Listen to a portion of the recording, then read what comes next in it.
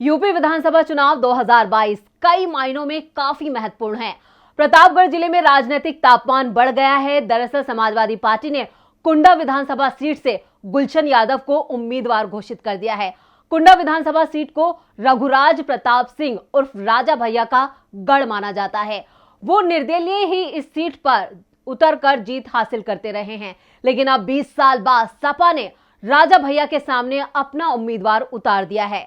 नमस्कार, मैं हूं परवीन शेख। आज की इस स्पेशल रिपोर्ट में विस्तार से चर्चा करेंगे कि कैसे कुंडा सीट पर अखिलेश बने राजा भैया के लिए बड़ी चुनौती, क्यों 20 साल बाद टूट गया याराना, क्या है इस सीट के राजनीतिक मायने, कुंडा में क्यों चलता है राजा भैया का सिक्का। समाजवादी पार्टी ने आखिरी बार साल 2002 के विधानसभा चुनाव में कुंडा विधानसभा सीट से अपना उम्मीदवार उतारा था। साल 2002 में मोहम्मद शमी को सपा ने अपना उम्मीदवार बनाया था। साल 2007 से साल 2017 तक 3 विधानसभा चुनावों में समाजवादी पार्टी ने राजा भैया को कुंडा विधानसभा सीट पर समर्थन दिया। 2018 से अखिलेश यादव और राजा भैया के बीच तनातनी शुरू हुई।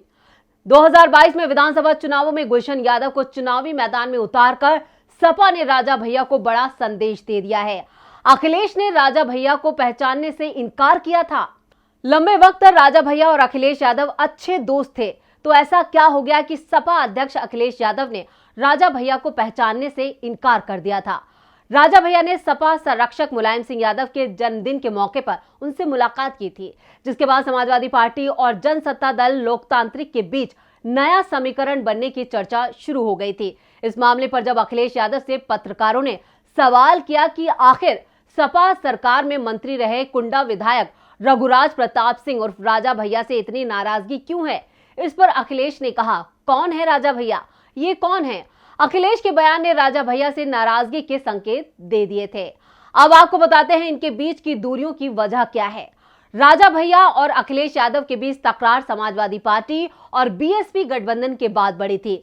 सपा ने साल 2019 के लोकसभा चुनाव में बीएसपी के साथ महागठबंधन किया था, लेकिन इस गठबंधन की नींव 2017 के आखिर में ही पड़ गई थी, जब 2018 की शुरुआत में यूपी में लोकसभा और विधानसभा के उपचुनाव हुए तो सपा और बीएसपी की दोस्ती मजबूत होती नजर आई। मायावती ने पहले फूलपुर और गोरखपुर सीट पर हुए लोकसभा के उपचुनावों में सपा उम्मीदवार का समर्थन किया और बाद में कैराना सीट पर भी सपा की गठबंधन सहयोगी आरएलडी का समर्थन कर दिया। बीएसपी के समर्थन से बीजेपी को तीनों ही सीटों पर हार मिली। अखिलेश यादव ने बीएसपी की मदद के बदले 2018 के राज्यसभा चुनावों में बीएसपी को एक सीट जिताने का आश्वासन भी दे दिया। राज्यसभा चुनावों का गणित इतना पेचीदा था कि एक एक वोट सपा बीएसपी के साथ ही बीजेपी के लिए भी महत्वपूर्ण हो गया था। अखिलेश ने राजा भैया से गठबंधन के पक्ष में वोट देने को कहा, लेकिन राजा भैया ने वोट किसे दिया इस पर संदेह बना रहा, क्योंकि गठबंधन के हिस्से में जितने वोट आने थे उतने ही आए और बीएसपी उम्मीदवार को हार मिली। कहा गया कि राजा भैया ने बीएसपी की जगह बीजेपी को उम्मीदवार जो था उसको अपना वोट दे दिया, जिसके बाद से राजा भैया और अखिलेश यादव के रिश्ते खराब होना शुरू हो गए। राजा भैया से नाराज अखिलेश ने अब कुंडा विधानसभा से सपा का उम्मीदवार उतार दिया है। इससे एक बात तो साफ हो जाती है कि अखिलेश की नाराजगी राजा भैया को लेकर अब भी बनी हुई है। साल 2022 विधानसभा चुनाव में कुंडा विधानसभा से अब मुकाबला ज्यादा रोचक हो गया है। पुरानी है मायावती और राजा भैया के बीच की अदावत। रघुराज प्रताप सिंह उर्फ राजा भैया यूपी की राजनीति में सत्ता किसी की भी हो, उसमें राजा भैया की भागीदारी रहती है। समाजवादी पार्टी और बीएसपी की सरकार में भी राजा भैया की तूती बोलती थी, लेकिन मायावती के साथ उनके रिश्ते हमेशा दुश्मनी वाले रहे। मायावती और राजा भैया के बीच सियासी अदावत की शुरुआत साल 1997 में हुई थी, जब मायावती बीजेपी के समर्थन से मुख्यमंत्री बनी थी। उस वक्त बीजेपी और बीएसपी में डील हुई थी 6 महीने के मुख्यमंत्री पद की। मायावती 6 महीने का मुख्यमंत्री कार्यकाल पूरा कर चुकी थी और अब बारी बीजेपी की थी। 6 महीने बीतने के बाद भी मायावती सत्ता जो है वो बीजेपी को देने के लिए बिल्कुल तैयार नहीं थी, लेकिन सियासी दबाव में मायावती को अपनी कुर्सी छोड़नी पड़ी। फिर कल्याण सिंह मुख्यमंत्री बने, लेकिन कुछ महीनों में ही मायावती ने अपना समर्थन वापस ले लिया। ऐसे में बीजेपी के लिए सरकार को बचाना सबसे बड़ी चुनौती थी। यहां एंट्री होती है रघुराज प्रताप उर्फ राजा भैया की। राजा भैया ने बीजेपी सरकार बचाने के लिए कांग्रेस और बीजेपी विधायकों को तोड़ लिया और कल्याण सिंह की सरकार बचाने में मदद की। कल्याण सिंह ने राजा भैया को फिर अपनी सरकार में मंत्री बनाया था। यहीं से मायावती और राजा भैया के बीच राजनीतिक दुश्मनी की शुरुआत हुई थी। साल 2002 में जब बीएसपी और बीजेपी की सरकार थी, गठबंधन लगातार हिचकोले खा रहा था। ऐसे में राजा भैया ने गठबंधन को मजबूत करने की कोशिश की। उन्हें इनाम देते हुए बीजेपी ने मायावती की कैबिनेट में राजा भैया को मंत्री बनाने का प्रस्ताव भेजा, लेकिन मायावती ने साफ तौर पर इनकार कर दिया। इतना ही नहीं, इसी साल बीजेपी विधायक पूरन सिंह बुंदेला की शिकायत पर मायावती ने राजा भैया को पोटा के तहत गिरफ्तार करवाकर जेल में डलवा दिया।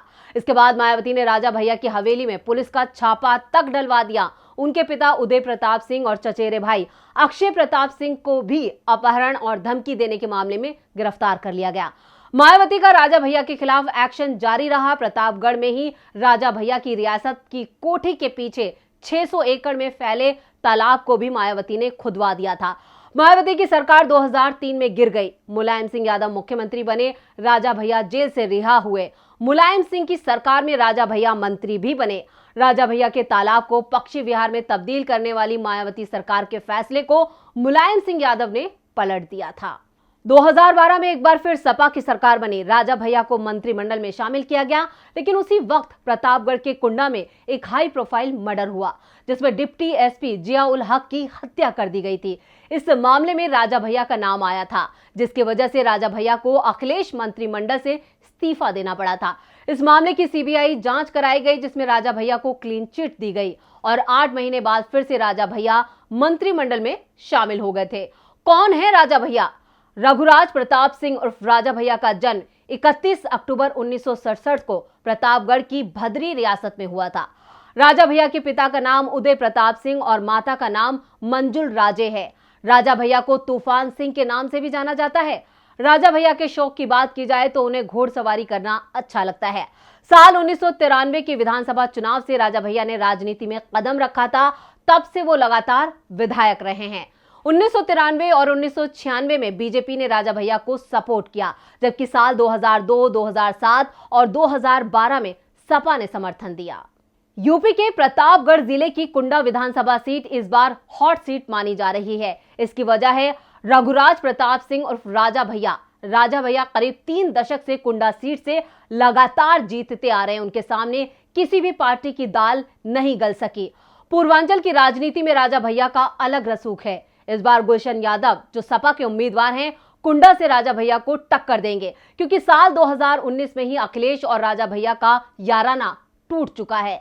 ऐसे में अब राजा भैया के गढ़ में अखिलेश उनके लिए बड़ी चुनौती बन गए हैं। खबरों की माने तो इस बार बीजेपी भी कुंडा से अपना उम्मीदवार उतार सकती है। कौन है कुंडा से सपा के उम्मीदवार? गुलशन यादव। कुंडा विधानसभा सीट से गुलशन यादव को मैदान में उतारकर समाजवादी पार्टी ने सबको चौंका दिया है। दरअसल कुंडा विधानसभा सीट पर राजा भैया का वर्चस्व है। पिछले 20 सालों से सपा ने राजा भैया के खिलाफ अपना कोई प्रत्याशी नहीं उतारा था। ऐसे में सपा इस कदम से यहाँ पर माहौल जो है, चुनावी माहौल, वो गर्मा गया है।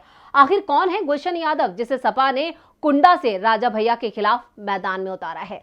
कुंडा के मऊदारा ग्राम सभा में गुलशन यादव का जन्म हुआ है। गुलशन के पिता का नाम सुंदरलाल यादव है और वो 3 भाई हैं। छोटे भाई छविनाथ यादव समाजवादी पार्टी के प्रतापगढ़ के जिला अध्यक्ष हैं। गुलशन यादव को राजा भैया के करीबियों में गिना जाता था। गुलशन यादव के खिलाफ 1 दर्जन से ज्यादा आपराधिक मामले भी दर्ज हैं।